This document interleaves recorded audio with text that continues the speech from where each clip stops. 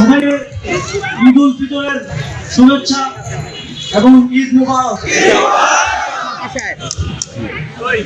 আজকের এই আনন্দের দিনে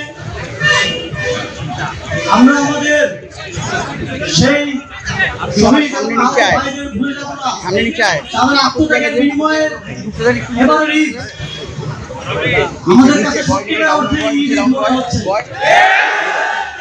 তাদের আত্মত্যাগের বিনিময়ে আমরা একসাথে নতুন যে আমাদের দীর্ঘ শত বর্ষের যে ঐতিহ্য, সেই ঐতিহ্যকে রিভাইভ করতে পেরেছি।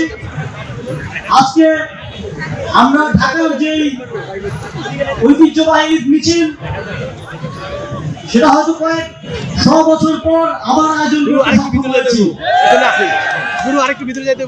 আগামী দিনে প্রতি বছর আমরা এভাবে একসাথে নগরবাসী এক হয়ে ঈদ উদযাপন করব।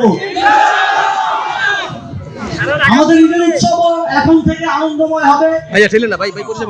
ঘরে বসে টিভি দেখে আর দিন কাটবে না, সবাই একসাথে ঈদ মিছিল করব, ঈদের মেলা উপভোগ করব, সবাই একে অপরের সাথে সুখ দুঃখ সব ভাগ বাটোয়ারা করে নেব।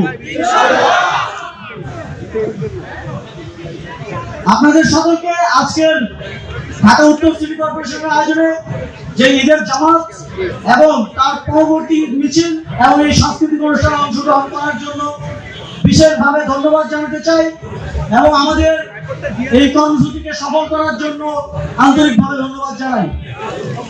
আমাদের 2 দিন ব্যাপী ঈদ মেলা চীন মৈত্রী সম্মেলন কেন্দ্রের প্রাঙ্গণে অনুষ্ঠিত হচ্ছে।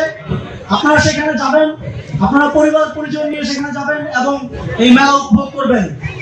এবার সময় স্বল্পতার কারণে আমাদের অনেক সীমাবদ্ধতা আছে, কিন্তু ভবিষ্যতে আমরা আরো অনেক বড় পরিসরে এই ঈদের উৎসব আয়োজন করব। সকলের দীর্ঘায়ু এবং সুস্বাস্থ্য কামনা করে আজকের ঈদের দিনে আবারও ঈদ মোবারক জানিয়ে আমার বক্তব্য শেষ করছি। ধন্যবাদ সকলকে।